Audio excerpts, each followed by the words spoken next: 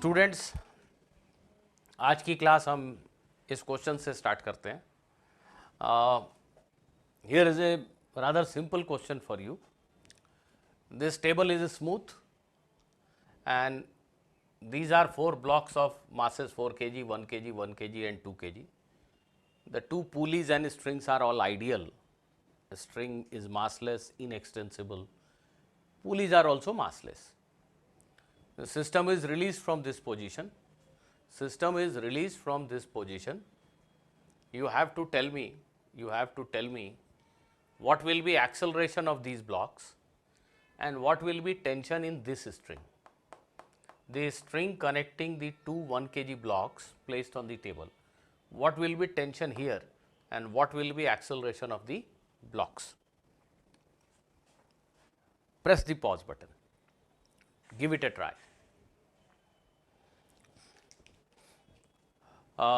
देखो, ये सिस्टम ऐसा है, बेसिकली एक ट्रेन की तरह है. ये ब्लॉक जितनी दूर नीचे जाएगा उतनी ही दूर ये दोनों भी टुवर्ड्स राइट मूव होंगे, उतना ही इसको भी ऊपर जाना होगा. All are connected, directly connected to one another. सभी के डिस्टेंस ट्रैवल्ड इक्वल होंगे, सभी की स्पीड सेम होगी, सभी के एक्सेलरेशन भी सेम होगी. इसका एक्सेलरेशन ए, इन दोनों ब्लॉक्स के एक्सेलरेशन भी ए और इसका भी एक्सेलरेशन ए.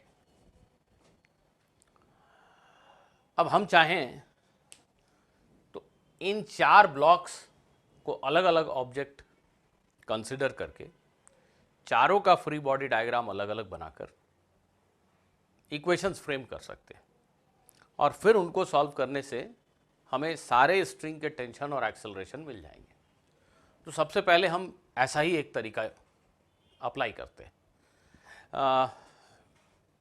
हालांकि मुझसे अगर ये क्वेश्चन सॉल्व करने को कहा जाए तो मैं ऐसे सॉल्व नहीं करूँगा, मैं बहुत जल्दी आंसर बताऊँगा, पर उस थॉट तक हम पहुँचेंगे स्टेप बाय स्टेप. सबसे पहले तो मैं एकदम एक ऑर्डिनरी बिगिनर की तरह इस क्वेश्चन को सॉल्व करता हूँ. सबसे पहले इस ब्लॉक के ऊपर एक्ट करने वाले फोर्सेस को दिखाया, 4G 40 न्यूटन, और इस रस्सी में टेंशन को मान लिया T1. इस ब्लॉक का वेट और रस्सी का टेंशन, इस पर नेट डाउनवर्ड फोर्स है 40 minus T1. That must be equal to mass times acceleration 4 into A. ये पहला इक्वेशन है. Net downward force is 40 minus T1, that must be equal to mass 4 into acceleration A. Now let us come to this block. इस string में tension T1 है. रस्सी अपने दोनों and पे बंधी हुई चीज़ों को अपनी तरफ खींचती है. इसको अपनी तरफ, इसको अपनी तरफ खींच रही है रस्सी. इस ब्लॉक के ऊपर इस रस्सी का भी एक टेंशन है जो बाईं तरफ होगा. लेट अस से टेंशन इज T2. ये एक डिफरेंट स्ट्रिंग है, इसमें टेंशन अलग हो सकता है, हमने लिखा T2. इस ब्लॉक पे दो और वर्टिकल फोर्सेस भी हैं, नॉर्मल रिएक्शन और वेट. उनको नहीं दिखा रहा हूँ, सिर्फ हॉरिजॉन्टल डायरेक्शन में ब्लॉक के मोशन के लिए इक्वेशन लिखेंगे हम. हॉरिजॉन्टल डायरेक्शन में ब्लॉक के ऊपर net force in right direction is T1 minus T2. T1 minus T2. This is total force acting on this block in right direction. This is mass times acceleration. 1 is the mass. So for this block we can write this equation. Now come to this block. Tension in the string is T2. So T2 force is being applied by this string on this block in right direction.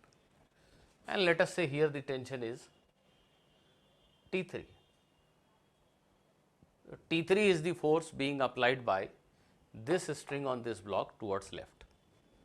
So total force acting on this block in left direction is T2 minus T3. Total force acting on this block in this direction, in the direction of motion, in the direction of acceleration is T2 minus T3. That must be equal to mass of this block into acceleration. हम एक एक करके एक एक block के बारे में सोच रहे हैं। ये ब्लॉक क्यों एक्सेलरेट हो रहा है? T1 T2 से बड़ा है इसलिए एक्सेलरेट हो रहा है। इस पे नेट फोर्स है T1 minus T2, that is mass times acceleration of this block. Similarly इस ब्लॉक पे नेट फोर्स है T2 माइनस T3, ये दोनों अलग स्ट्रिंग है, टेंशन अलग होगा। T2 minus T3, that is mass times acceleration of this block. Now come to this block, T3 and weight 20 Newton. This block is going up with an acceleration A. Net upward force on this block is T3 minus 20. So T3 minus 20 is mass times acceleration. What is mass of this block? 2 kg. So upward force on this block is T3 minus 20, that is mass 2 kg into acceleration A. Now we have framed equation for motion of each individual blocks. These are 4 equations and there are precisely 4 unknowns, T1, T2, T3 and A. These are 4 unknown quantities and there are 4 equations available for them. So one can solve these 4 equations and get the value of all the unknowns T1, T2, T3 and A. One easy way of solving these 4 equations is to add them.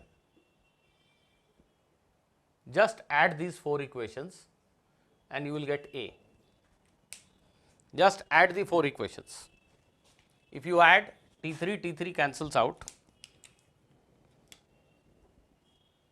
T2 cancels out and T1 cancels out.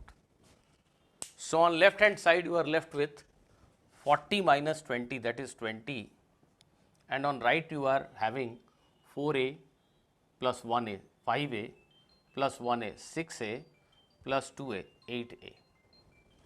This equation can now be solved to get the value of A, 20 by 8, 5 by 2 meter per second square.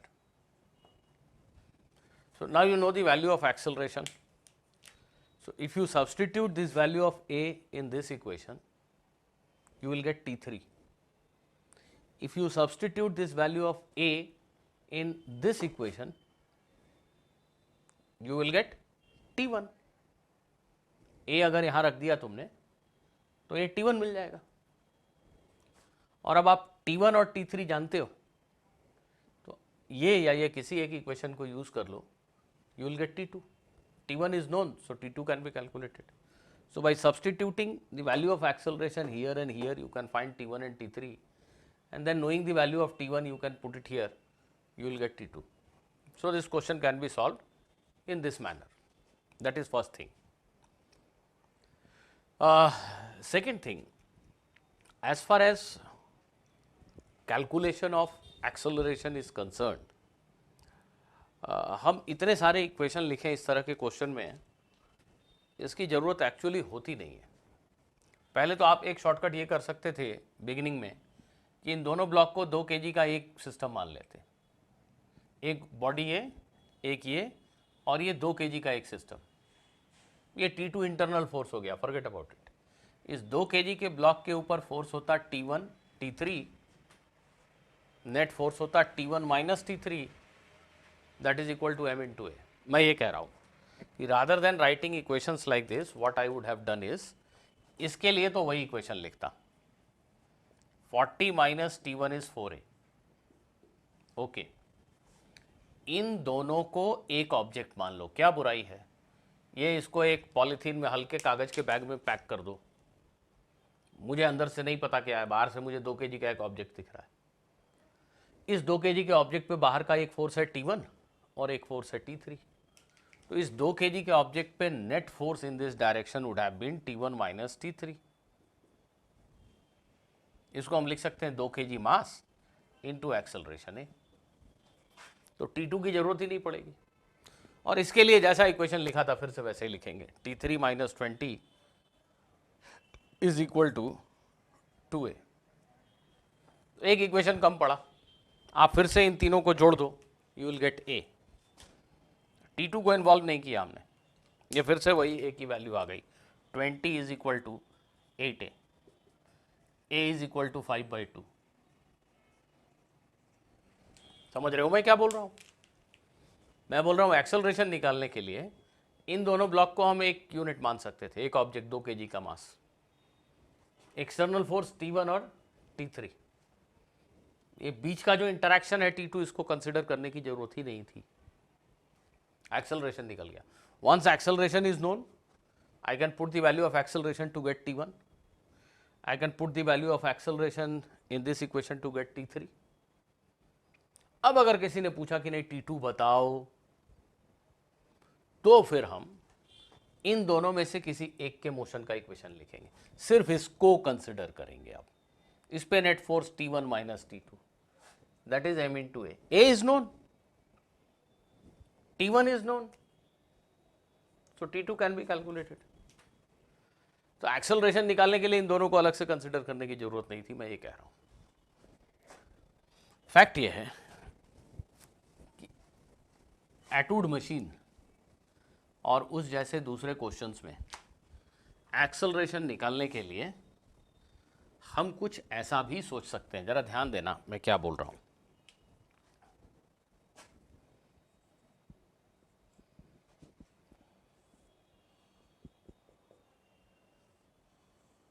ये basic एटूड machine,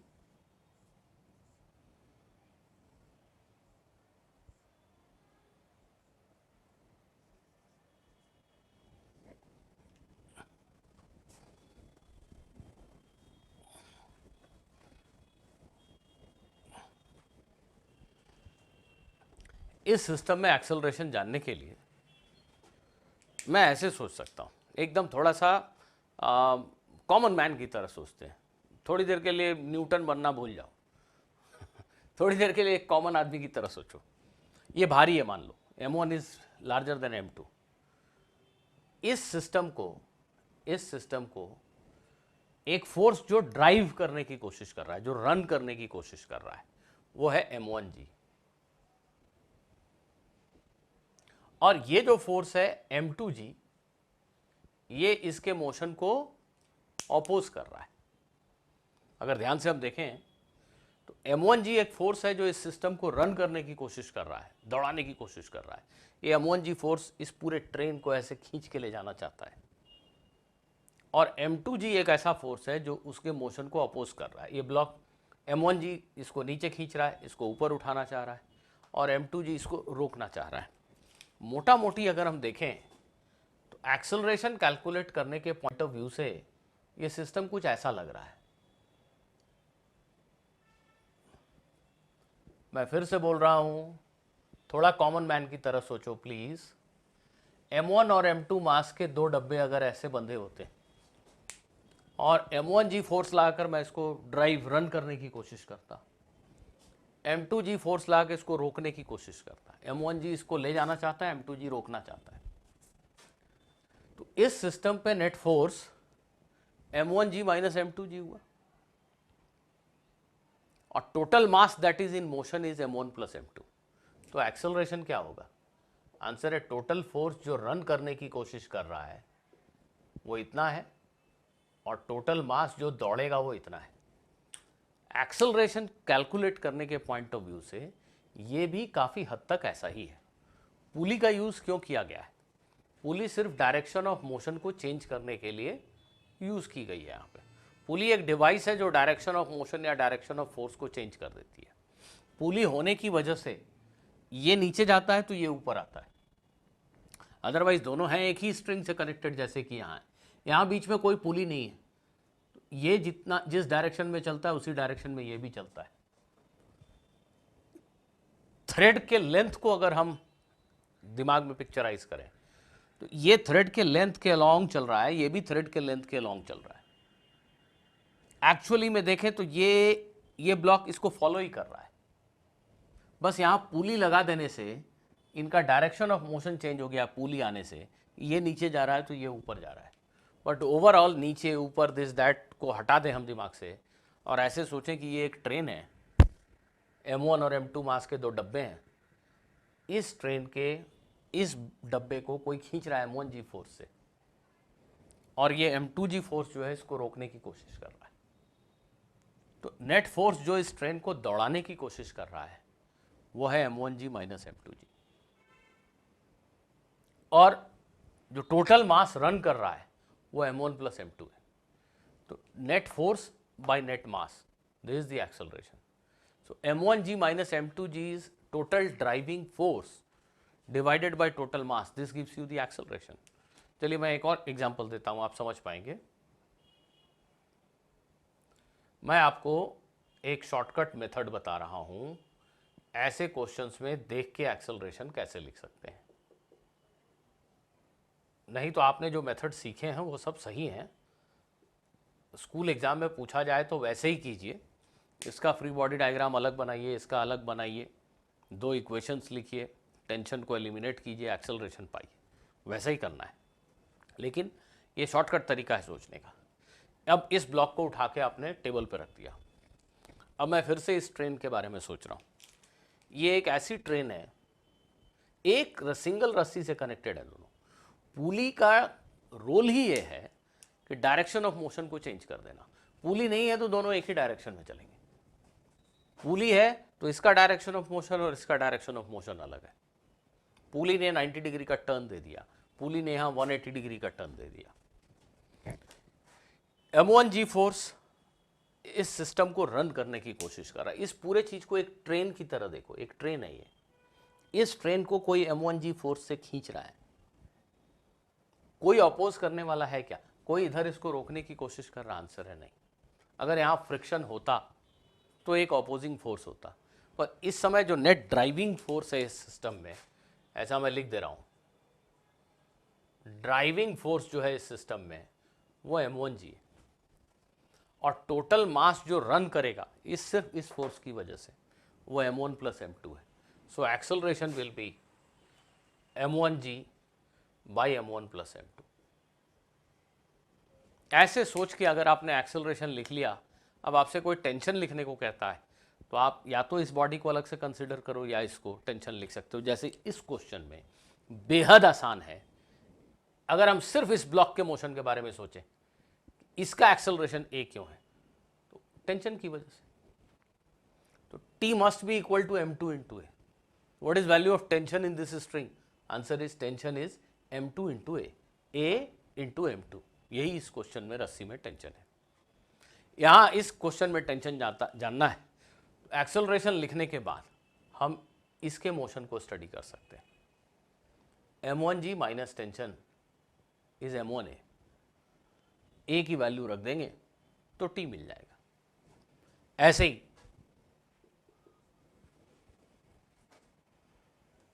मैं आपको shortcut पढ़ा रहा हूं।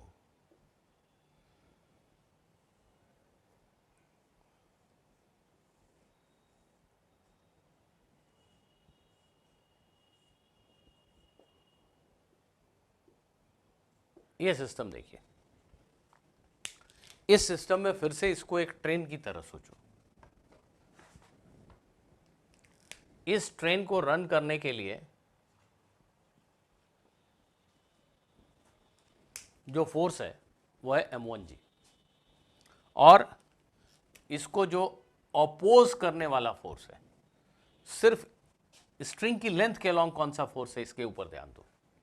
शायद आप में से मैक्सिमम लोगों को ये याद होगा कि ये जो mg होता है उसका कंपोनेंट इस डायरेक्शन में साइन थीटा होता है, m2g साइन थीटा। ये जो वेट फोर्स है उसका कंपोनेंट इस डायरेक्शन में sine theta, m2g sine theta है। तो इस स्ट्रिंग की लेंथ के अलॉन्ग नेट फोर्स जो इस सिस्टम को रन करने की कोशिश कर रहा है वो है m1g minus m2g sine theta. In fact अगर m2g साइन थीटा m1g से बड़ा हुआ, ये 20 न्यूटन है और ये 25 न्यूटन, तो ये सिस्टम ऐसे मूव करेगा, ये नीचे जाएगा, ये ऊपर जाएगा। लेकिन let us now right now assume that m1g is larger than this. m1g force इस पूरे ट्रेन को रन करने की कोशिश कर रहा है और m2g साइन थीटा अपोज कर रहा है। तो net force that is trying to run this system is m1g minus m2g sin theta.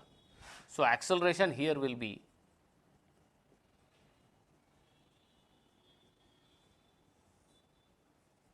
Net force by net mass, net force divided by total mass in motion.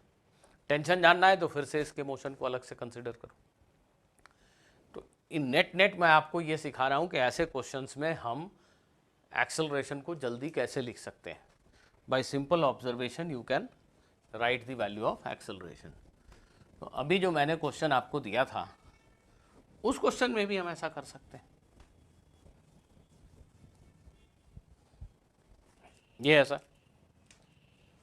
अभी हमारा question ऐसा था, ये 1 kg block, 1 kg block, 4 kg block,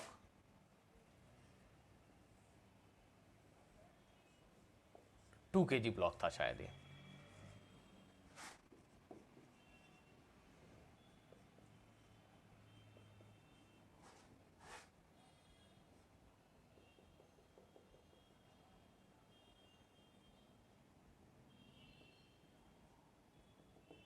ऐसा system, ठीक है।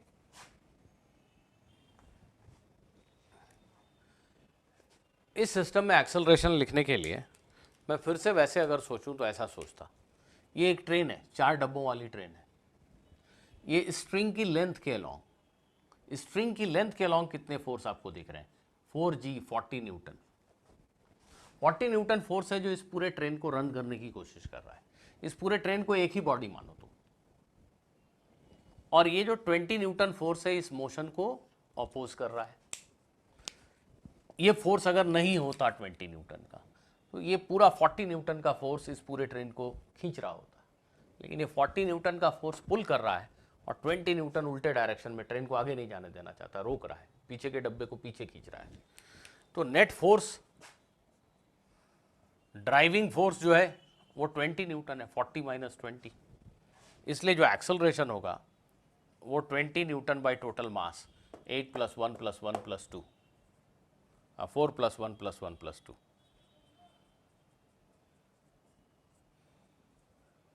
That is 5/2 मीटर/सेकंड²। ऐसे सभी क्वेश्चंस में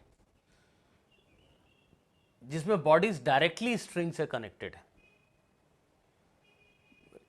जो मोशन है वो along the length of the string है, यहाँ भी motion along the length of the string है। तो हम पूरे सिस्टम को एक ट्रेन की तरह इमेजिन करें और देखें कि कितना फोर्स ट्रेन को रन करने की कोशिश कर रहा है। ये थोड़ा सा देहाती आदमी की तरह सोचना होगा, थोड़ा कॉमन मैन की तरह सोचिए, बहुत आसान है। 40 न्यूटन का फोर्स इसको रन करना चाह रहा है, 20 न्यूटन का फोर्स इसको रोक रहा है। तो net force which is trying to run this system is 20 newton, that divided by total mass, that will give you the acceleration. This is not a formal method, of course formal method वही होगा जो हमने पहले किया था, but this is how you can quickly answer the question.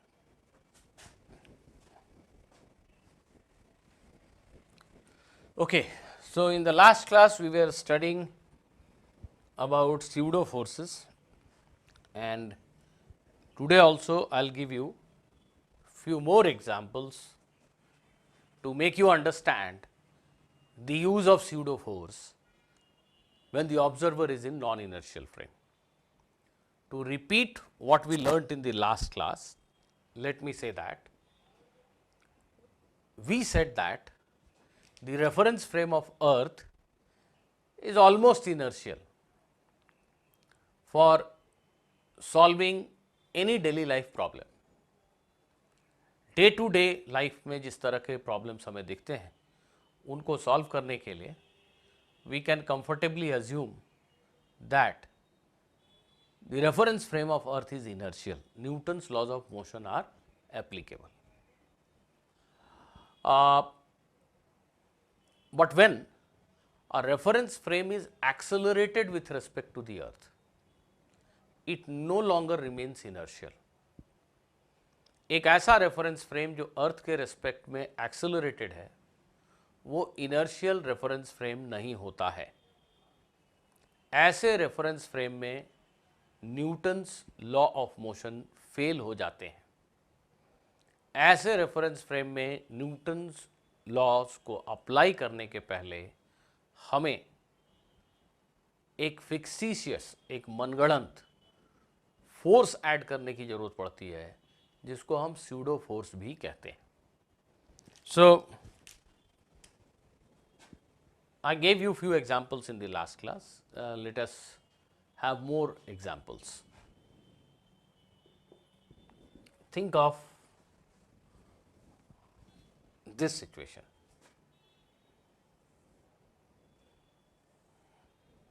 This is a wedge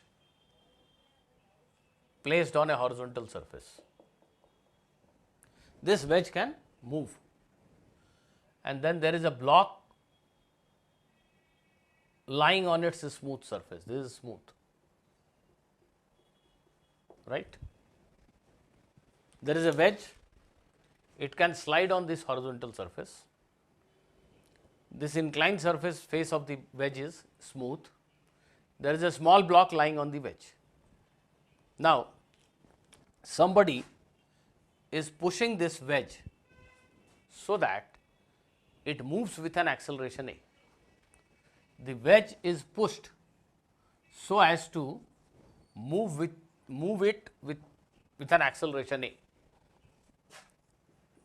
The wedge is moved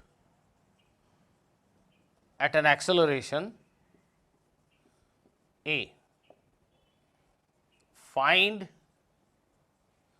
the value of A such that the block does not slide on the wedge.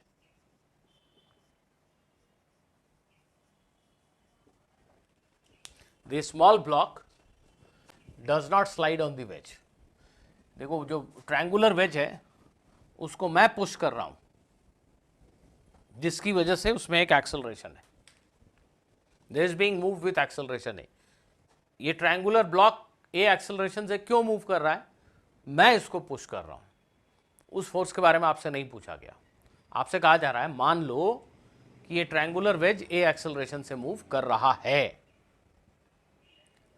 Now for what value of A, wedge को किस acceleration से move किया जाए? For what value of A, the block does not slide on the wedge.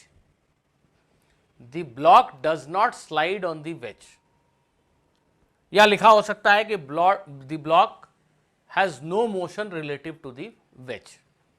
Block does not move with respect to the wedge. Block does not slide on the wedge. What does it mean actually? आप में से कुछ लोग बिल्कुल जो समझ रहे हैं क्वेश्चन को, पॉज बटन दबाएं, ट्राई करें.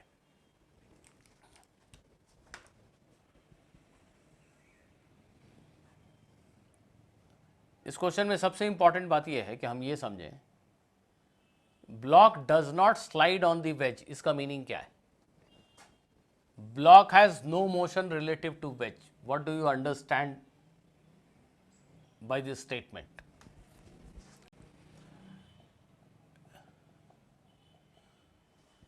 मान लो, एक मिनट ऐसा मान लो, इस वेज के ऊपर इस इंक्लाइन सरफेस पे एक ब्लू इंक से मार्क बना हुआ है और ये ब्लॉक इसी ब्लू इंक के मार्क पे रखा था.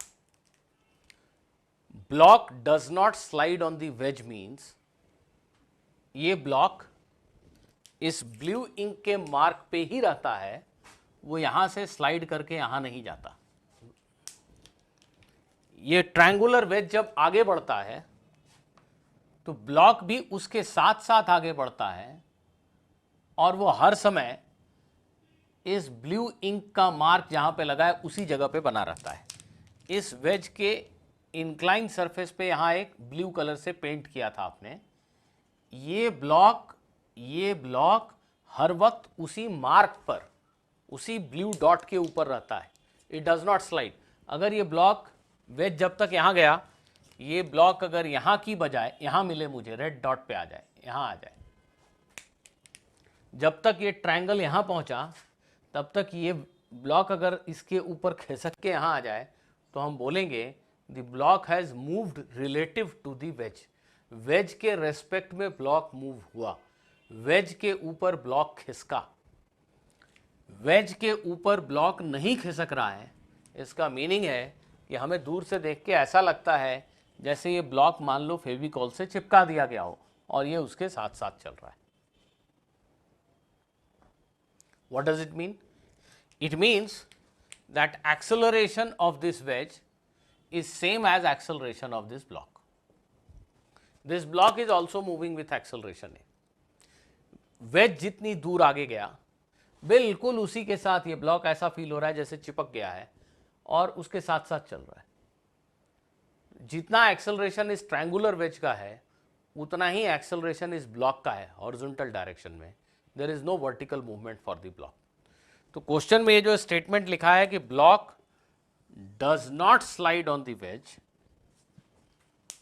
इसका इंटरप्रिटेशन ये है the block is also moving with an acceleration A. तो interpretation of this statement is that block has an acceleration A in horizontal direction that is equal to acceleration of the wedge. Block wedge पर नहीं फिसलता, इस statement को मन में सोचिए। अगर ये वेज यहां से यहां आया, उतनी देर में ये ब्लॉक अगर यहां कहीं मिलता तो हम बोलते ब्लॉक वेज पर फिसला। ब्लॉक वेज पर नहीं फिसलता, इस स्टेटमेंट का मीनिंग है हमें ऐसा दिखाई दे रहा है जैसे ब्लॉक वेज के ऊपर चिपक गया, उसी के साथ चल रहा है, ए एक्सेलरेशन से चल रहा है। नाउ ये ट्रायंगुलर वेज क्यों चल रहा है, मैं धक्का दे रहा हूं। ये ब्लॉक क्यों चल रहा है, ब्लॉक का एक्सेलरेशन ए क्यों है। इस ब्लॉक को मैं धक्का नहीं दे रहा हूं, इस ब्लॉक का एक्सेलरेशन ए क्यों है। जब हम ये इन्वेस्टिगेट करते हैं तो हम ऐसा कुछ देखते हैं। ये ब्लॉक है, यह ए एक्सेलरेशन से हॉरिजॉन्टली चल रहा है, इसके ऊपर एक फोर्स नॉर्मल रिएक्शन वेज के इंक्लाइन सरफेस का है ना, ये नॉर्मल रिएक्शन इंक्लाइन सरफेस के परपेंडिकुलर, और इसके ऊपर एक वेट फोर्स है, इसका वेट mg। ये सरफेस स्मूथ है, इसलिए इस ब्लॉक पर इन दो फोर्सेस के अलावा और कोई फोर्स नहीं, एक अर्थ की ग्रेविटी वेट और ये एक इंक्लाइन सरफेस का नॉर्मल रिएक्शन n। इस ब्लॉक पर सिर्फ और सिर्फ यही दो फोर्स हैं। इन दो फोर्सेस के रहते हुए इस ब्लॉक का एक्सेलरेशन ए हॉरिजॉन्टल है। हम जमीन पे खड़े आदमी क्या देखते हैं, ऑब्जर्वर कहां है, ऑफ कोर्स जमीन पे है। ग्राउंड पे खड़ा आदमी क्या देखता है, वो देखता है कि ब्लॉक हॉरिजॉन्टली ए एक्सेलरेशन से चल रहा है। उसको एक्सप्लेन करने की कोशिश कर रहा है वो, why the block is having a horizontal acceleration A. उसने ब्लॉक के ऊपर एक्ट करने वाले सारे फोर्सेस को दिखाया। उसे पता है कि ब्लॉक का एक्सेलरेशन ए हॉरिजॉन्टल डायरेक्शन में है। सारे फोर्सेस को हॉरिजॉन्टल और वर्टिकल डायरेक्शन में रिजॉल्व करना चाहिए। क्यों, क्योंकि जो डायरेक्शन ऑफ मोशन है उसको हम एक्स मान लेते हैं, उसके परपेंडिकुलर डायरेक्शन को वाई, और इन्हीं दो डायरेक्शन में सारे फोर्सेस को रखते हैं। ऐसा रूल हमने आपस में बना के रखा है। तो mg किस डायरेक्शन में है, ठीक है, वर्टिकल, निगेटिव वाई, उसको कुछ नहीं करना। नॉर्मल रिएक्शन ये ना तो एक्स में है ना तो वाई में, ऐसे फोर्स मुझे पसंद नहीं। ऐसे फोर्सेस को हम रिप्लेस कर देंगे उनके कंपोनेंट से।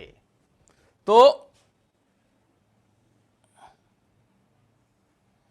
ये नॉर्मल रिएक्शन के कंपोनेंट्स देखिए ध्यान से, ये एंगल थीटा है, ये एंगल कितना होगा बताइए, थीटा, ऑल्टरनेट एंगल, ये पैरेलल लाइंस, हॉरिजॉन्टल लाइंस, ये इंटरसेक्टिंग लाइन, थीटा थीटा, ये 90 माइनस थीटा, क्योंकि इंक्लाइन प्लेन पे नॉर्मल है, परपेंडिकुलर है, ये एंगल 90 डिग्री है। ये अगर थीटा है तो ये कितना हुआ, 90 माइनस थीटा, है ना। और फिर से ये दोनों लाल लाइन परपेंडिकुलर है, तो अगर ये 90 माइनस थीटा है तो आप देख सकते हैं कि ये थीटा है। एन का कंपोनेंट इस डायरेक्शन में एन कॉस थीटा होगा और एन का कंपोनेंट इस डायरेक्शन में एन साइन थीटा होगा। एन का कंपोनेंट इस डायरेक्शन में एन कॉस थीटा होगा, एन का कंपोनेंट इस डायरेक्शन में एन साइन थीटा होगा। कुछ लोग इसमें कंफ्यूज होते हैं, वो थोड़ा समय दें और समझें एंगल्स को। बहुत सिंपल सी ज्योमेट्री है। ये एंगल थीटा है तो ये भी थीटा है और ये 90 डिग्री है। ये थीटा हुआ तो ये 90 माइनस थीटा हो गया। अब ये दोनों लाल लाइन जो दिख रही हैं आपको, इनके बीच का एंगल 90 है। ये 90 माइनस थीटा है तो ऑब्वियसली ये थीटा है। तो वेक्टर जिस लाइन के साथ थीटा एंगल बना रहा है उधर कंपोनेंट होगा कॉस थीटा, दूसरी परपेंडिकुलर डायरेक्शन में साइन थीटा। तो एन का रिप्लेसमेंट है ये दो लाल फोर्सेस। अब हम ऐसा सोचेंगे कि ये नॉर्मल रिएक्शन फोर्स नहीं है। इस ब्लॉक पे mg फोर्स है, एन साइन थीटा है और एन कॉस थीटा है। अब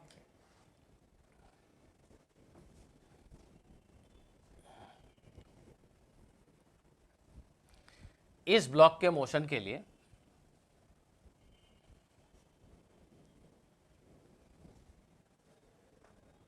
हम इक्वेशन लिखेंगे।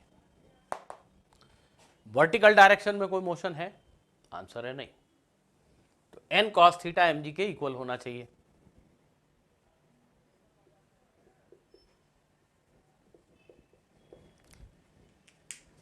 इस आदमी को ये ब्लॉक हॉरिजॉन्टली चलता हुआ दिख रहा है ए एक्सेलरेशन से, there is no vertical movement, so N cos theta must be equal to mg। इस ब्लॉक के ऊपर नेट हॉरिजॉन्टल फोर्स कितना है? N sine theta. आप क्या लिखोगे? ये मैंने y डायरेक्शन के लिए इक्वेशन लिखा, अब x डायरेक्शन के लिए N sine theta is the resultant force acting on the block in horizontal, that is x direction. So the force must be equal to mass times acceleration. The horizontal force acting on this block is n sin theta and it should be equal to mass times acceleration of the block. Now we can eliminate n between these two equations and get the value of a. तो simply n को eliminate करने के लिए आप equation 2 को 1 से divide कर सकते हो। n sin theta divided by n cos theta will become sin theta by cos theta, that is tan theta. This by this is tan theta. This divided by this is a by g. Therefore, acceleration is g tan theta. So acceleration value of the wedge is g tan theta if we find that the block is not sliding on the wedge. Block is not sliding on the wedge means the block appears to be stuck to this wedge and it moves along with the wedge in horizontal direction with acceleration a. The block moves along with the wedge in horizontal direction with acceleration a. This is what we see. So if somebody asks you that block is not moving relative to wedge, we can interpret it as the acceleration of the block is a in horizontal direction, same as the acceleration of the wedge. Now considering the motion of the block, we have written two equations. There is no vertical movement, so n cos theta is equal to mg, no vertical force, and n sin theta is the horizontal force which should be equal to m times mass times acceleration m into a. Taking ratio of those two equations gives you the value of a. So this is the value of acceleration a if the block is having a horizontal acceleration a and not having any vertical motion. But बहुत minutely जिसने सोचा वो समझ गया कि block does not slide on the veg का मतलब है जमीन पे खड़े आदमी को ये ब्लॉक हॉरिजॉन्टल डायरेक्शन में ए एक्सेलरेशन से चलता हुआ दिखता है। किसी ने इतना माइन्यूटली नहीं सोचा। वो आदमी क्वेश्चन में जैसा लिखा है बस उतना ही पढ़ता है। क्वेश्चन में लिखा है block does not move relative to the wedge. Block does not move relative to the wedge, उसका लिटरल मीनिंग उसने ये समझा। When I say block does not move relative to the wedge, तो सबसे पहला चीज जो समझ में आती है, जो दिमाग में आता है कि अगर एक ऑब्जर्वर इस वेज के ऊपर बैठा हो, अगर एक ऑब्जर्वर इस वेज के ऊपर बैठा हो तो उसको ब्लॉक चलता हुआ नहीं दिखता। क्वेश्चन में ही लिखा है block does not move relative to the wedge. Block does not move relative to the wedge means to an observer who is attached to the wedge, the block does not appear to move. To an observer who is attached to the wedge, block is stationary. Block does not move with respect to wedge. wedge में बैठे observer के लिए block नहीं चलता है। Veg में बैठा हुआ ऑब्जर्वर वेज को रेस्ट में देखता है, साथ में वो इस ब्लॉक को भी रेस्ट में देखता है।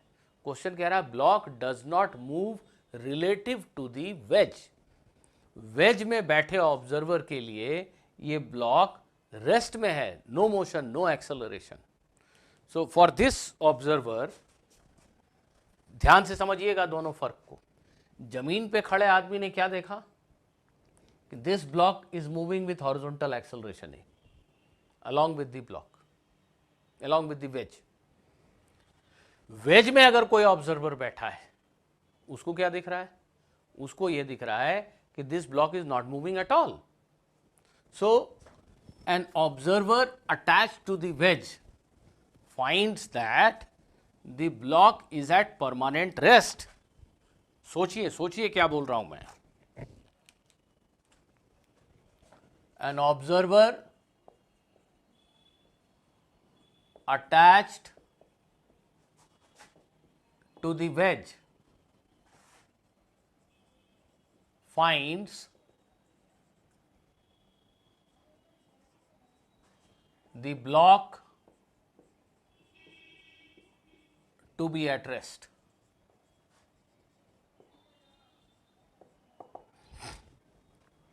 An observer who is attached to the wedge finds the block to be at rest.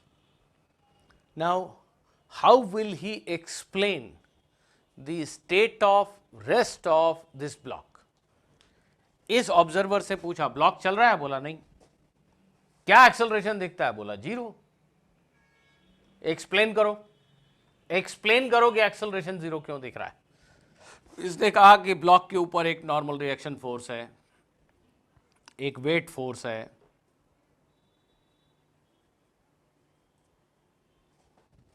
Plus एक स्यूडो फोर्स है। पिछले मेथड में ऑब्जर्वर ग्राउंड पे खड़ा था, ग्राउंड पे खड़े ऑब्जर्वर को हम क्या कहेंगे? वो इनर्शियल फ्रेम में है, उसके लिए Newton's laws of motion applicable है, उसके लिए किसी किस्म के स्यूडो फोर्स की कोई जरूरत नहीं होती है। लेकिन ये ऑब्जर्वर जो है ये इस एक्सेलरेटेड गाड़ी में बैठा है, वेज में बैठा है। ये ऑब्जर्वर इस एक्सेलरेटेड कार में बैठा है, इसके लिए न्यूटन्स लॉ एप्लीकेबल ही नहीं है जब तक ये एक मनगढ़ंत फोर्स अप्लाई नहीं कर देता इस ब्लॉक के ऊपर। उस स्यूडो फोर्स के बगैर ये अगर इस पे न्यूटन्स लॉ अप्लाई करेगा तो उसे सही रिजल्ट नहीं मिलेंगे। जो दिख रहा है उसके लिए वो न्यूटन्स लॉ अप्लाई करेगा तो उसे गलत रिजल्ट्स मिलेंगे। ये साहब ने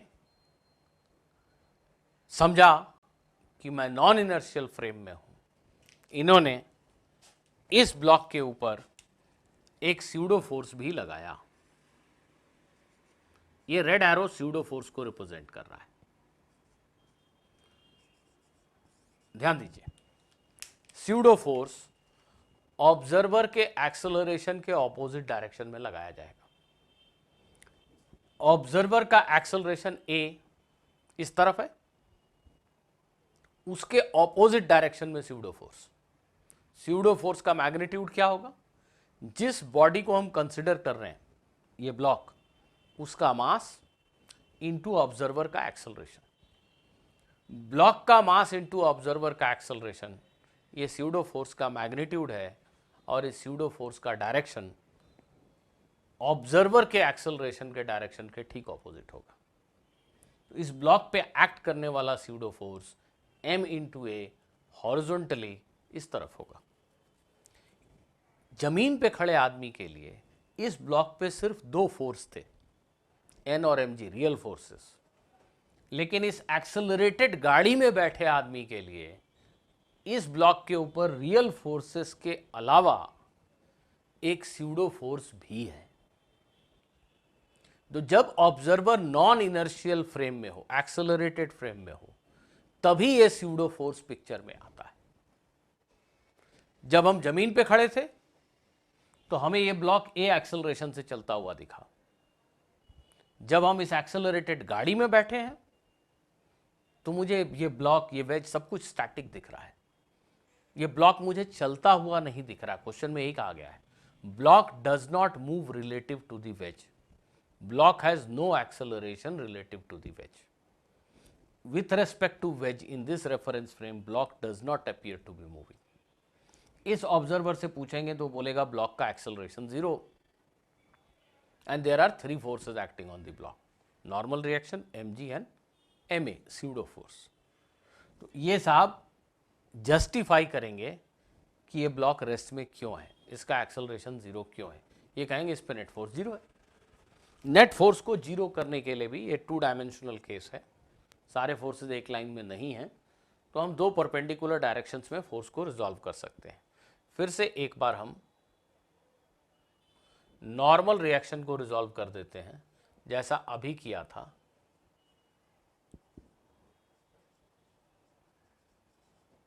ये डॉटेड एरोज जो मैंने बनाई हैं, ये नॉर्मल रिएक्शन के कंपोनेंट्स हैं। नॉर्मल रिएक्शन फोर्स नहीं है, उसकी जगह पे n साइन थीटा और n कॉस थीटा 2 फोर्स हैं। तो अब इस ब्लॉक पे 4 फोर्स हैं, n cos theta, n sine theta, mg और ma। ठीक है ना? इन चारों फोर्सेस के रहते ये ब्लॉक रेस्ट में है, परमानेंट रेस्ट में। तो इस ऑब्जर्वर से मैंने पूछा कि इसके स्टेट ऑफ रेस्ट को एक्सप्लेन करो। इसने कहा n sine theta M A के इक्वल है, n sine theta M A के इक्वल है, नो हॉरिजॉन्टल फोर्स। और इसने ये भी कहा कि n cos theta M G के इक्वल है।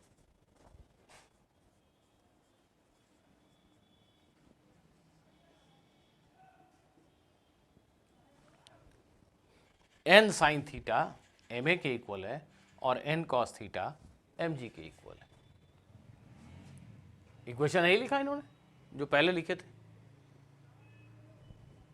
ठीक है, आप फिर से इक्वेशन का रेशियो ले लेंगे, 1 डिवाइडेड बाई 2 कीजिएगा, आपको मिलेगा tan theta is equal to a by जी।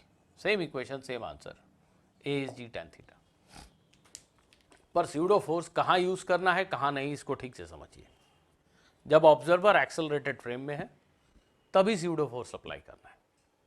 और किसी क्वेश्चन को सॉल्व करने के लिए जरूरी नहीं है कि हम एक्सेलरेटेड फ्रेम में बैठ ही जाएं। इस क्वेश्चन को मैंने 2 तरीके से सॉल्व किया। एक बार जब मेरा ऑब्जर्वर ग्राउंड पे अटैच था, और एक बार जब ऑब्जर्वर एक एक्सेलरेटेड वेज के ऊपर बैठा है। इस केस में मुझे स्यूडो फोर्स को अकाउंट में लेना पड़ा, लेकिन पहले वाले केस में कहीं कोई स्यूडो फोर्स नहीं था। आइए एक और एग्जांपल लेता हूं।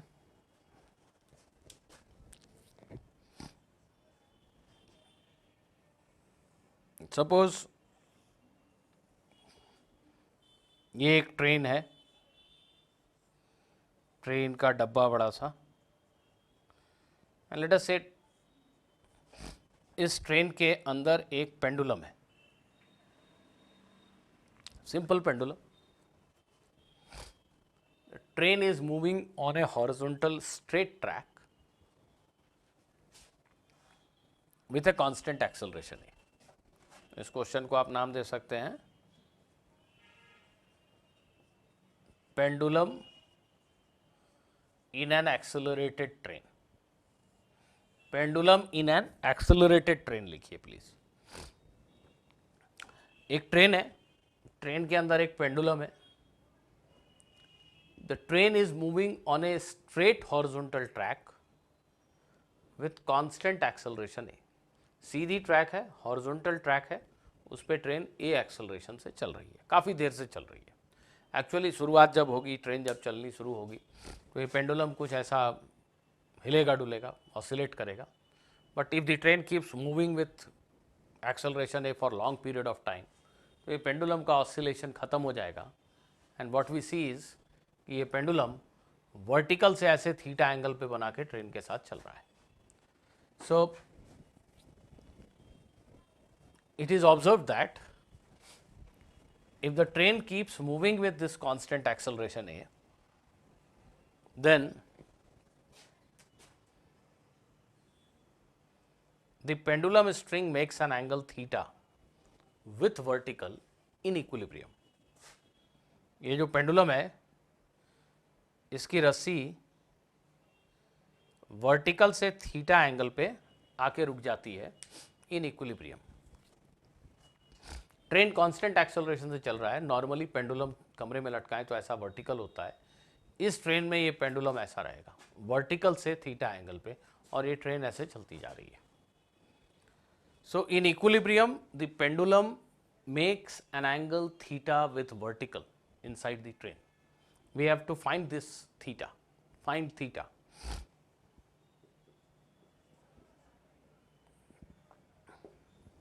Again in fact, I would request all of you to press the pause button. Give it a try.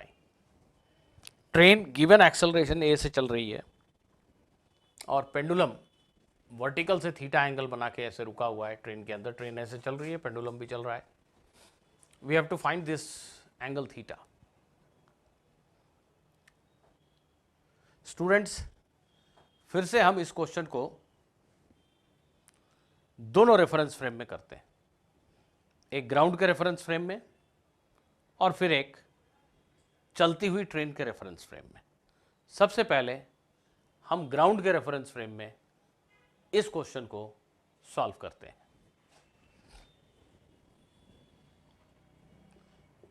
In reference frame of ground, observer is attached to the ground. Observer is attached to the ground. What will he see? Train के motion के बारे में चर्चा नहीं कर रहा हूं मैं। ये जो पेंडुलम बॉब है,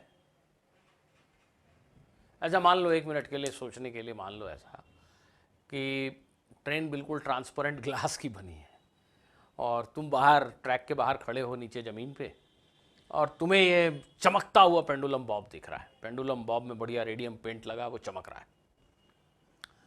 forget about train, forget about everything else, wheels, engine, forget about those things. Just think of this pendulum Bob.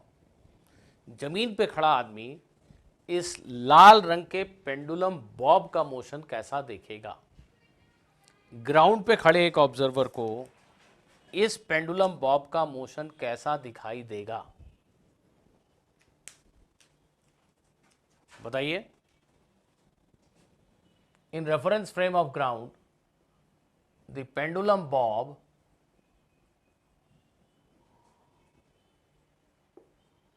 Moves with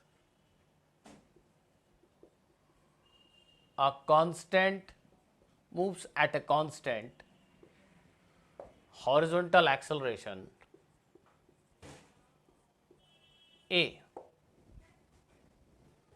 जो ट्रेन का एक्सेलरेशन है उसी एक्सेलरेशन से पेंडुलम बॉब चलता हुआ दिखाई देगा। एम आई राइट?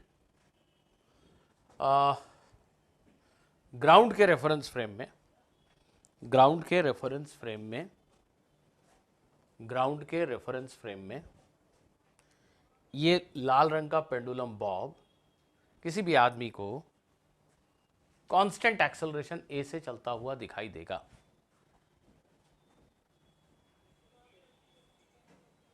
नहीं समझ पा रहे हैं आप? भाई ऐसे बताता हूं, ये ट्रेन, ये पेंडुलम बॉब, ये ट्रेन चलती चलती चलती चलती यहां आ गई,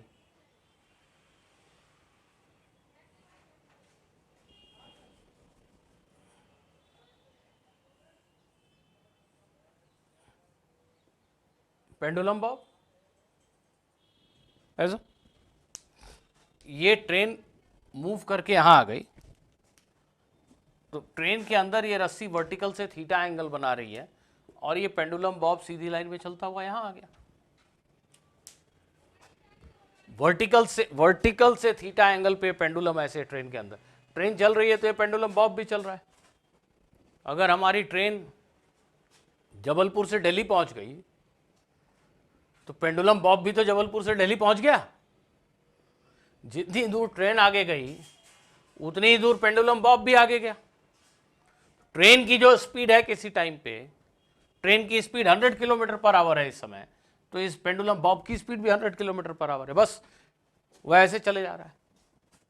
स्टिल आपको बाहर से खड़े आदमी को ऐसा दिखाई देगा कि ये चमकता हुआ पेंडुलम बॉब सीधी लाइन पे एक्सेलरेशन से चल रहा है, रस्सी ऐसी है और वो चलता जा रहा है। तो with respect to ground, in the reference frame of ground, what kind of motion does this pendulum bob has? It is moving horizontally with the same acceleration as acceleration of the train. इस आदमी ने देखा कि ये pendulum Bob constant acceleration A से horizontal direction में चल रहा है। उसे जस्टिफाई करना है कि पेंडुलम बॉब का एक्सेलरेशन ए क्यों है। ये आदमी जस्टिफिकेशन दे रहा है। ट्रेन क्यों चल रही है, ठीक है, उसमें इंजन लगा है, दिस दैट, मुझे उससे मतलब नहीं। मुझे सिर्फ ये सोचना है कि ये पेंडुलम बॉब क्यों चल रहा है, सिर्फ ये बॉब, ये जो पत्थर का टुकड़ा है ये क्यों चल रहा है। इस आदमी ने देखा कि इस पेंडुलम बॉब पे दो ही फोर्स है, एक mg इसका वेट और एक इस रस्सी का टेंशन। इसके अलावा इस पेंडुलम बॉब पे कोई फोर्स नहीं है। ट्रेन क्यों चल रही है वो डिफरेंट मैटर है, ये ट्रेन का डब्बा वैगन क्यों चल रहा है वो एक डिफरेंट क्वेश्चन है।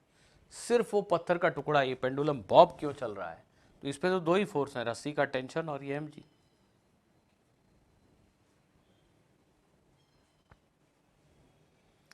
इस आदमी को ये पेंडुलम बॉब, सिर्फ इसके मोशन को एनालाइज कर रहा हूं मैं, पूरी ट्रेन से कोई मतलब नहीं। ये पेंडुलम बॉब ए एक्सेलरेशन से चलता हुआ दिख रहा है इन हॉरिजॉन्टल डायरेक्शन, तो जिस डायरेक्शन में एक्सेलरेशन है उसको एक्स डायरेक्शन मान लो, इसके परपेंडिकुलर डायरेक्शन को वाई मान लो, मतलब X direction horizontal, Y direction vertical. सारे फोर्सेज एक्स और वाई में रिजॉल्व कर दो, सारे फोर्सेज एक्स और वाई में रिजॉल्व कर दो, तो टेंशन का टुकड़ा इधर और टेंशन का टुकड़ा इधर।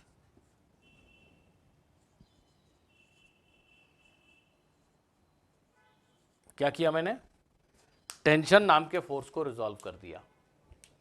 ये टेंशन को हटा दो, इसके टुकड़े ले लो, बहुत आसान है। ये एंगल थीटा है तो ऑल्टरनेट एंगल ये भी थीटा है। टी फोर्स का टुकड़ा इधर टी कॉस थीटा और टी फोर्स का टुकड़ा इधर टी साइन थीटा। अब टी नहीं है, टी की जगह दो फोर्स हैं, T sine theta T cos theta. तो जमीन पे खड़े इस आदमी के हिसाब से इस पेंडुलम बॉब पे mg फोर्स जो है इसको बैलेंस कर रहा है टी कॉस थीटा। ये टी कॉस थीटा mg के इक्वल है, इसलिए वर्टिकल फोर्स नहीं है। ये जो टी साइन थीटा है ये एक अनबैलेंस्ड हॉरिजॉन्टल फोर्स है, इसको बैलेंस करने वाला कोई नहीं है। ये रिजल्टेंट फोर्स है पेंडुलम बॉब पे, और इसी की वजह से, इस टी साइन थीटा की वजह से इस पेंडुलम बॉब का एक्सेलरेशन है। तो ये साहब यहां पर दो इक्वेशन लिखेंगे। पहला इक्वेशन, हॉरिजॉन्टल डायरेक्शन में टी साइन थीटा फोर्स है, that is equal to ma। Vertical direction में कोई मोशन नहीं है, therefore T cos theta is equal to mg। यही दो इक्वेशन है। ये सिर्फ पेंडुलम बॉब के मोशन पे फोकस कर रहे हैं। पेंडुलम बॉब ए एक्सेलरेशन से भागा जा रहा है हॉरिजॉन्टल। क्यों? वर्टिकल मोशन नहीं है, क्यों? क्योंकि टी कॉस थीटा mg के इक्वल है। हॉरिजॉन्टल मोशन है टी साइन थीटा की वजह से, वो m इंटू ए के इक्वल है। अब हम दोनों इक्वेशन का रेशियो ले लें, अगर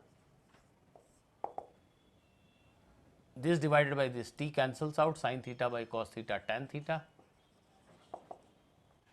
this divided by this, that means a is equal to g tan theta।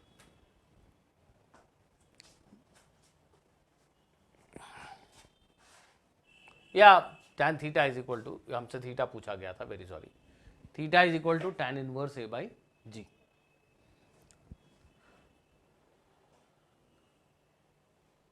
अब सेम क्वेश्चन को हम ट्रेन के रेफरेंस फ्रेम में सॉल्व करते हैं।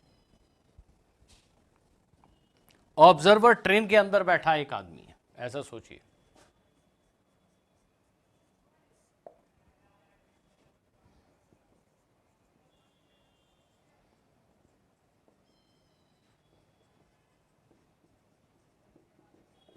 ऑब्जर्वर ट्रेन के अंदर बैठा हुआ कोई आदमी है, ट्रेन एक्सेलरेटेड है, ऑब्जर्वर एक्सेलरेटेड फ्रेम में बैठा एक आदमी है,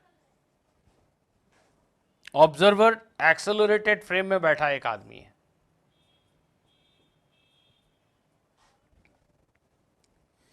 ये साहब देखते हैं पेंडुलम बॉब को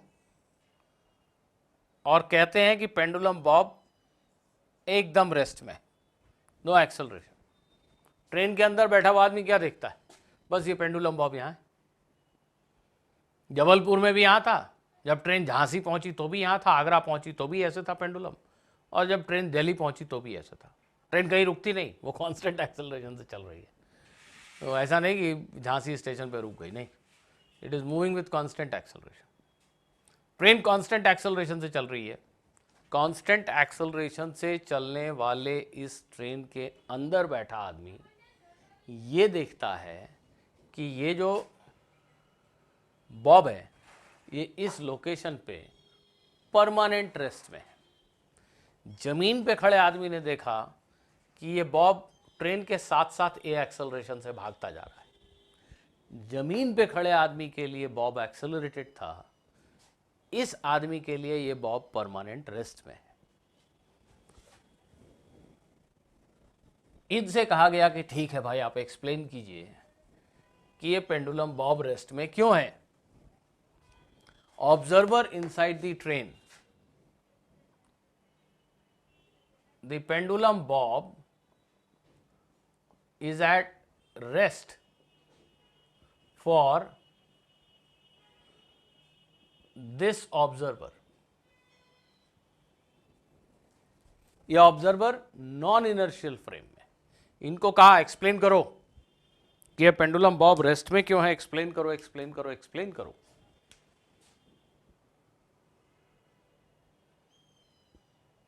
इन्होंने कहा पेंडुलम बॉब के ऊपर एक फोर्स mg, पेंडुलम बॉब के ऊपर एक फोर्स T और एक स्यूडो फोर्स। ये नॉन इनर्शियल फ्रेम का ऑब्जर्वर है।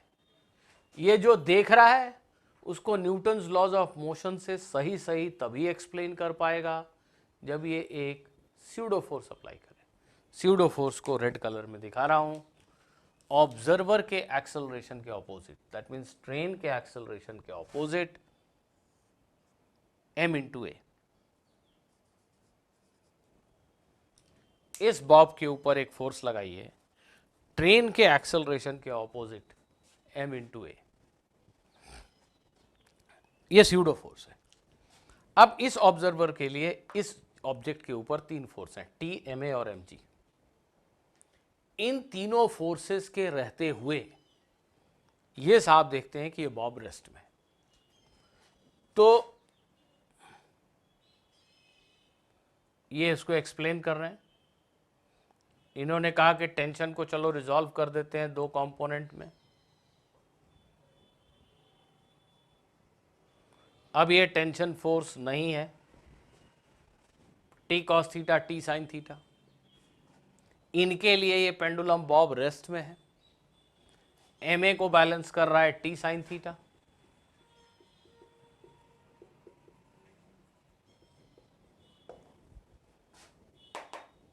टी कॉस थीटा एमजी को बैलेंस कर रहा है। ये फिर से यही दो इक्वेशन है, सेम इक्वेशन। सो इनका सॉल्यूशन भी सेम है, tan theta is A by ji.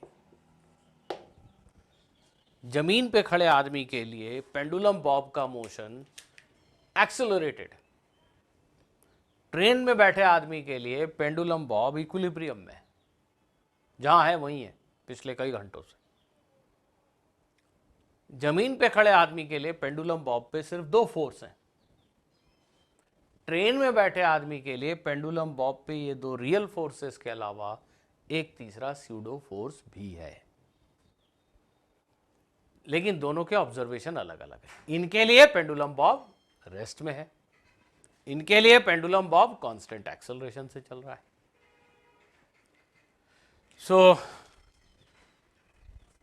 pseudo force, which is also known as inertial force, is to be used only when there is an observer in a non-inertial frame of reference, in a reference frame that is accelerated with respect to the earth. ऐसे ही reference frame में आप pseudo forces को use करें। I hope that use of pseudo forces is clear to you, to some extent at least, and it will become more clear only when you practice a lot. Without you doing the practice, you will not learn.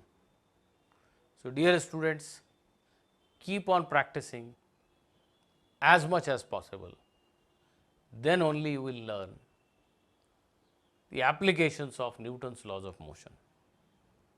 You must have realized by now that the three laws are really simple to state, but they are quite difficult to apply. We will learn how to apply them in different situations only by doing lot and lot of practice. There is no shortcut.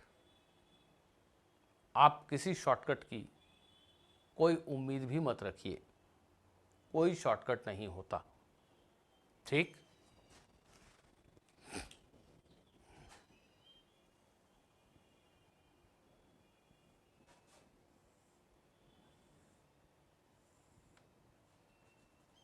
Okay,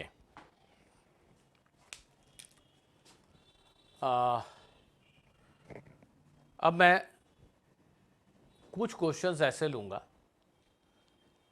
जिसमें constraint relations का involvement है। कुछ एक दो simple question हमने पहले भी किए थे, जिसमें स्ट्रिंग और पुली थे और दो ऑब्जेक्ट थे, दोनों के एक्सेलरेशन को रिलेट किया हमने, कंस्ट्रेंट रिलेशन लिखा, फिर दोनों बॉडी के फ्री बॉडी डायग्राम बनाए और इक्वेशंस को सॉल्व किया। अब हम कुछ और ऐसे इक्वेशन करेंगे, कुछ और ऐसे क्वेश्चंस करेंगे जिसमें कंस्ट्रेंट रिलेशंस इन्वॉल्व होंगे। आइए,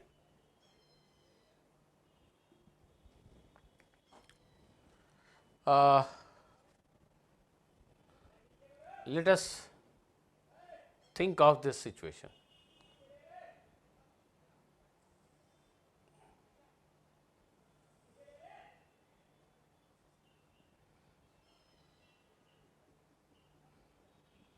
There is a smooth horizontal surface, no friction. This wedge has mass m and it is free to move. It can move to right, it can move to left. Then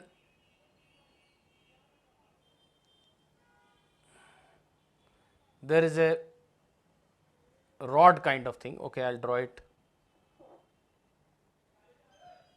at much higher position. There is a rod kind of thing, a heavy rod,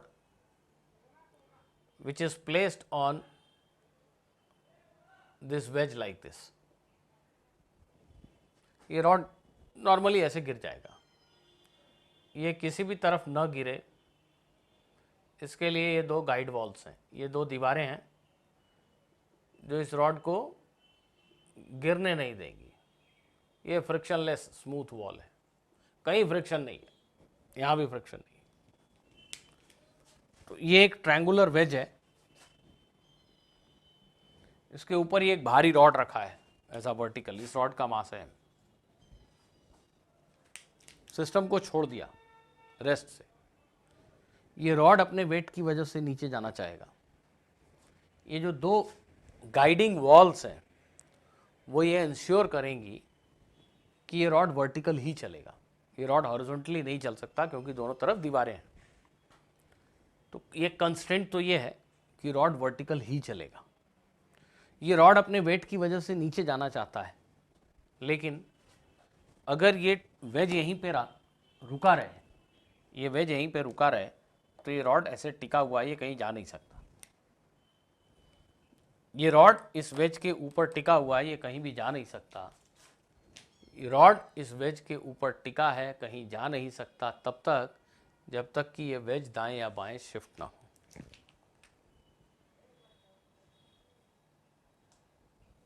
ठीक है, तो ये जो triangular veg है ये definitely बाईं तरफ चलेगा। अगर ये बाईं तरफ चलेगा तो रॉड को नीचे जाने के लिए जगह मिलेगी। ध्यान से देखिए,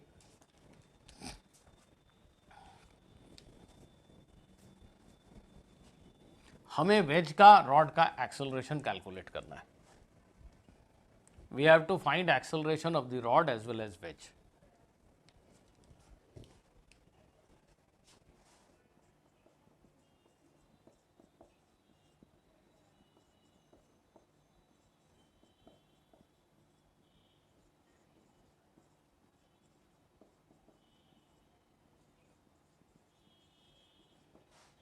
Find the acceleration of the rod and the wedge.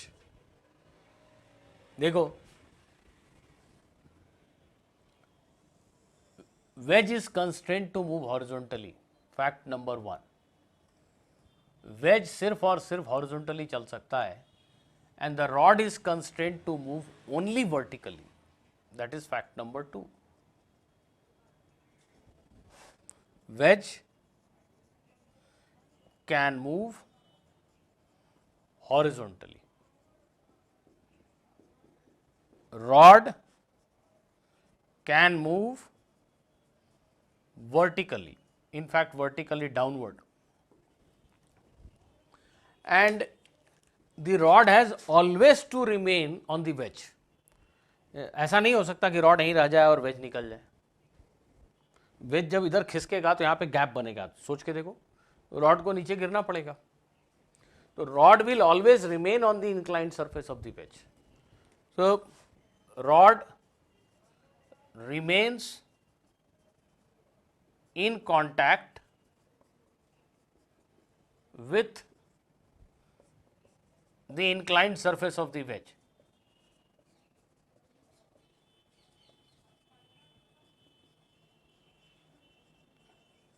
These are the constraints. ये मजबूरी है इस सिस्टम की में जो मूवमेंट होगा, that will be under these constraints. इसके अलावा तो और कोई तरीका नहीं है मूवमेंट होने का। तो ध्यान दीजिएगा मैं क्या करता हूं। रॉड और वेज के मोशन को रिलेट करने के लिए मान लो थोड़ा ड्राइंग साफ बने, इसलिए मैं रॉड को टॉप पे दिखा दे रहा हूं, कहीं भी हो सकता है। ये रॉड इनिशियली यहां था, वेज यहां था जहां दिख रहा है आपको। टाइम 0 पे ये सिचुएशन है। थोड़े समय के बाद ये वेज खिसक के यहां आ गया,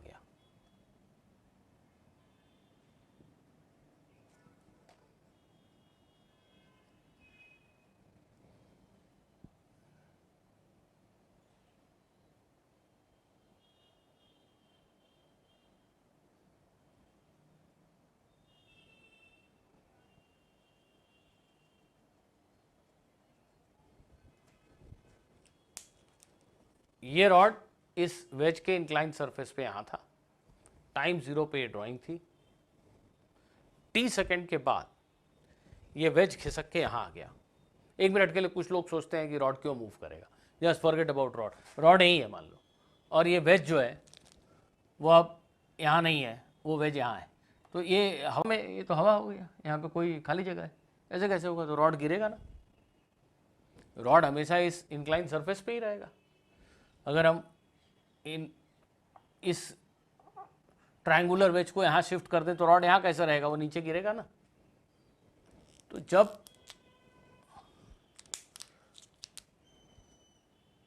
हमारा वेज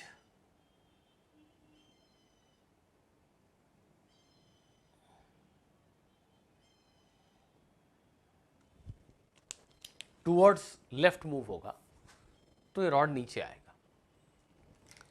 टाइम 0 पे ये सिचुएशन थी, t सेकेंड के बाद ये सिचुएशन है, ये वेज यहां आ चुका है और ये जो रॉड है ये लेटेस्ट से यहां आ चुका है, रॉड का जो ये निचला सिरा है वो यहां आ चुका है, रॉड ऐसा कहीं है, रॉड खिसक के नीचे आ चुका है। प्लीज ध्यान से देखो, अगर ये वेज हॉरिजॉन्टली x चला है, वेज का हर पॉइंट x चला है, ये भी x चला है, ये किनारा भी x चला है, everything, every point has moved by distance x। Wedge अगर x चला है और इतनी देर में रॉड अगर y नीचे गिरा है, रॉड यहां से यहां आ गया है, तो there is a very simple relationship between x and y, this angle is theta, so y upon x is tan theta, y upon x is tan theta. ऐसा होने से ही रॉड हर समय वेज के कांटेक्ट में रहेगा। ये वेज यहां से खिसक के यहां आ गए, ये इंक्लाइन प्लेन ऐसे हो गया, तो ये रॉड का ये जो निचला सिरा है ये खिसक के यहां आ गया। रॉड अगर y नीचे गिरा और वेज x चला, वेज का ये पॉइंट टॉप से थोड़ा नीचे वाला ये पॉइंट वो यहां आ गया, रॉड y चला, वेज x चला, तो y और x में जो रिलेशनशिप है tan theta is equal to y by X, ये सीधा सीधा ज्योमेट्रिकल रिलेशनशिप है। ये रिलेशनशिप फॉलो होने का मतलब rod is always placed on the incline surface, so y can be written as x tan theta, और इसको अगर आप टाइम के रेस्पेक्ट में 2 बार डिफरेंशिएट करेंगे, इसको अगर आप टाइम के रेस्पेक्ट में 2 बार डिफरेंशिएट करेंगे, you will get relationship between the accelerations. अगर हम ये मान लें कि हमारे वेज का एक्सेलरेशन a1 है और रॉड का एक्सेलरेशन a2 है, तो ध्यान देना इसको 2 बार डिफरेंशिएट, एक बार डिफरेंशिएट करेंगे dy बाई dt, y क्या है, रॉड का डिस्प्लेसमेंट, dy बाई dt क्या होगा, रॉड की वेलोसिटी, उसको फिर से डिफरेंशिएट करेंगे dv बाई dt, एक्सेलरेशन, तो इसको 2 बार डिफरेंशिएट करेंगे तो ये रॉड का एक्सेलरेशन बन जाएगा। tan थीटा कांस्टेंट नंबर है, जैसे अगर ये एंगल 45 डिग्री है तो tan 45 डिग्री है तो 1 है, अगर ये 60 डिग्री है तो tan 60 डिग्री √3 है, तो फिक्स नंबर है। x का 2 बार डिफरेंशिएशन dx बाई dt करेंगे तो वेज की वेलोसिटी, उसका डिफरेंशिएशन वेज का एक्सेलरेशन। तो बेटा ये कंस्ट्रेंट रिलेशन है, ये रिलेशन है दोनों के एक्सेलरेशन के बीच में, a1 और a2 के बीच में ये रिलेशनशिप है, रॉड और वेज के एक्सेलरेशन के बीच में ये रिलेशनशिप है। अब हम रॉड और वेज के मोशन को अलग अलग स्टडी करते हैं। ध्यान दीजिए, सिर्फ वेज को कंसिडर कर रहा हूं मैं। वेज का एक्सेलरेशन है a1, क्यों समझना है मुझे। वेज का वेट, ये जिस टेबल पे रखा है इस टेबल का नॉर्मल रिएक्शन एन नॉट। ये जो रॉड है, इस इंक्लाइन सरफेस पे कोई भी चीज़ ऐसे रॉड रखी है तो जो नॉर्मल फोर्स होगा वो इंक्लाइन सरफेस के परपेंडिकुलर, ऐसा। ये फोर्स किसने लगाया? ये रॉड ने। ये इंक्लाइन सरफेस के परपेंडिकुलर, कॉन्टैक्ट सरफेस के परपेंडिकुलर, नॉर्मल रिएक्शन। इसका वेट, ग्राउंड का रिएक्शन, और ये जो रॉड है ये इसके इंक्लाइंड सरफेस के ऊपर, जैसे रॉड यहाँ है मान लो, तो वो इसके इंक्लाइंड सरफेस के परपेंडिकुलर, ऐसा फोर्स। यहाँ है रॉड कि यहाँ है उससे कोई फर्क नहीं पड़ता, इंक्लाइंड सरफेस के परपेंडिकुलर नॉर्मल रिएक्शन। इन फोर्सेस के रहते हुए, यही फोर्स है इस पे वेज के ऊपर, और कोई फोर्स नहीं है। वेज का एक्सेलरेशन हॉरिजॉन्टल है, इसको एक्स और इसको वाई डायरेक्शन मान लें, सारे फोर्स एक्स और वाई में बांट दें, ये सब पहले से वाई में है, सिर्फ एन के टुकड़े करने हैं। यह एंगल थीटा है, कर पाओगे टुकड़े? हाँ, नहीं कर पाओगे। ये एन कॉस थीटा है और ये एन साइन थीटा है। खुद से देखो, ऐसे इस लाइन को, वर्टिकल लाइन को थोड़ा और ऐसे बढ़ा दो भाई, चलो ऐसे मान लो, ऐसे। ये थीटा तो ये 90 माइनस थीटा, ये भी 90 minus theta, vertically opposite angle. ये 90 डिग्री है क्योंकि नॉर्मल है इस पे, 90 माइनस थीटा और ये 90, तो ये थीटा होगा ना। थोड़ा सा देखो, खुद से कर पाओगे। एन का टुकड़ा इधर एन साइन थीटा और इधर कॉस थीटा। हॉरिजॉन्टल डायरेक्शन में इस ट्रायंगुलर वेज के ऊपर एक ही फोर्स है, एन साइन थीटा, बाकी सब वर्टिकल फोर्स है। So N sine theta is mass times acceleration. n sin theta is mass times acceleration of this triangular wedge. Vertical direction में भी आप इक्वेशन लिख सकते हो, though it is not required here. N naught ऊपर की तरफ फोर्स है, this will be equal to M G plus N cos theta. Net downward force is M G plus N cos theta, that is being balanced by N naught. There is no vertical motion, but that equation will not be needed. उसमें एक N not नया unknown आ जाएगा जो मुझे calculate नहीं करना है, तो एक ही इक्वेशन लिख रहा हूँ। Now consider the rod. This is free body diagram of wedge. Now consider the rod. Motion of the rod. देखो, ये रॉड है,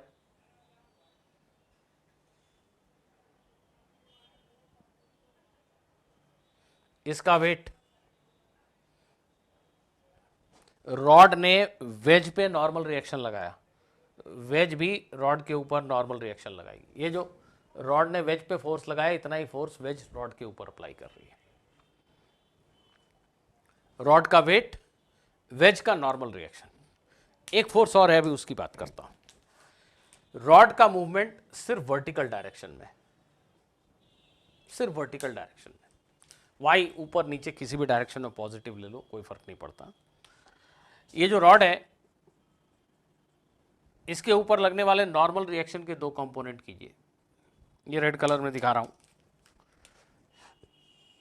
एन साइन थीटा और एन कॉस थीटा। देखो, नॉर्मल रिएक्शन का कंपोनेंट फिर से सोचने की जरूरत नहीं है। ये जो एन था, इसका component N sine theta N cos theta, तो इसी का उल्टा तो है। रॉड ने वेज पे ऐसा नॉर्मल लगाया, वेज ने रॉड पे ऐसा लगाया, तो एन साइन थीटा को भी उल्टा कर दो और एन कॉस थीटा को भी उल्टा कर दो। इस एन का हॉरिजॉन्टल कंपोनेंट बेटा साइन थीटा था, तो इस एन के लिए भी साइन थीटा ही होगा। ये फोर्स जो ऐसा लग रहा था, जो रॉड ने वेज पे लगाया था, वेज ने रॉड पे इतना ही फोर्स उल्टा लगाया है, ऐसा। तो ये एन साइन थीटा उल्टा, ये एन कॉस थीटा भी उल्टा, यही कंपोनेंट है इसके। अब इस रॉड के ऊपर हॉरिजॉन्टल डायरेक्शन में एक एन साइन थीटा फोर्स दिख रहा है, तो रॉड को तो हॉरिजॉन्टल भी चलना चाहिए, पर क्वेश्चन में कहा गया कि रॉड हॉरिजॉन्टल नहीं चलता। क्यों? क्योंकि यहां एक दीवार है।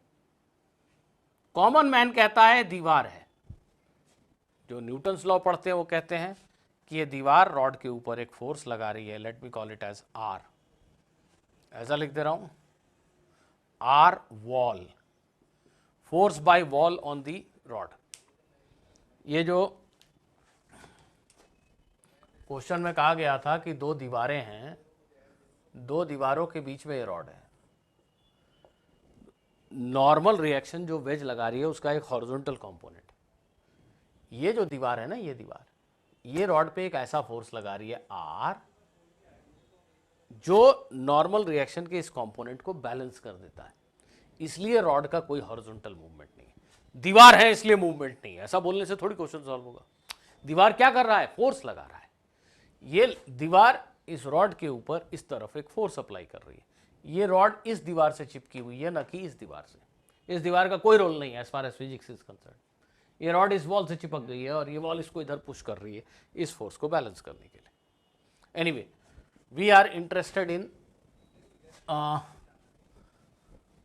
Vertical motion of the rod only.